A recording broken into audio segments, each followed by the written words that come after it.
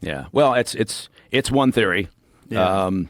But Whenever you have something this chaotic, you're always going to have a bunch of wacky theories. yeah, and I get that because you have a lot of people who still refuse to believe that Hamas doesn't give a shit about Palestinians. And again, I keep going back to the same thing, which is, well, take a look at Gaza, and tell me what Hamas has done for the people of Gaza. Because again, Palestinian people aren't lined up 100% behind them. In fact, there's been reports of looting of Hamas facilities since they've been losing their grip on power. The Hamas leadership structure is enormously wealthy.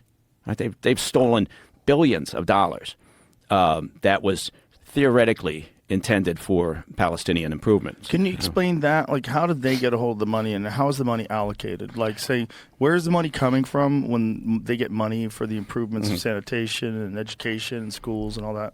It comes from a variety of sources. Look, I think the EU, the European Union, is, I think, the largest donor still to the Palestinian people, and it comes through various organizations. So, the United Nations, the Refugee Office, UNRW, the USAID,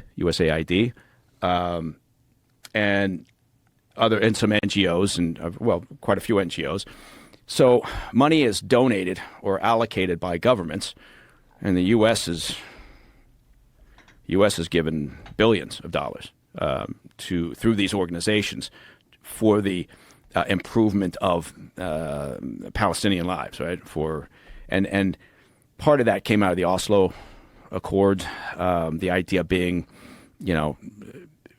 band together, improve the infrastructure for the Palestinians, create this, because that will march towards more stability, and eventually maybe that allows for a solution, that will eventually come about, and whether it's a two-state solution or however it's worked out. So that money flows in. But since 2007, Hamas controls what goes. It's like when we give money to the Taliban now, giving money to the Taliban in Afghanistan. And we like to pretend like they're going to use it for good causes. We like to pretend we know where it's going or how it's being handled. But this money flows into these various organizations, and Hamas controls what happens, right? So one way or another, they get their hands on that money, and they decide what they want to do with it. And for the most part, it has been for the betterment of Hamas as an organization, in part because that's what Iran expects them to do.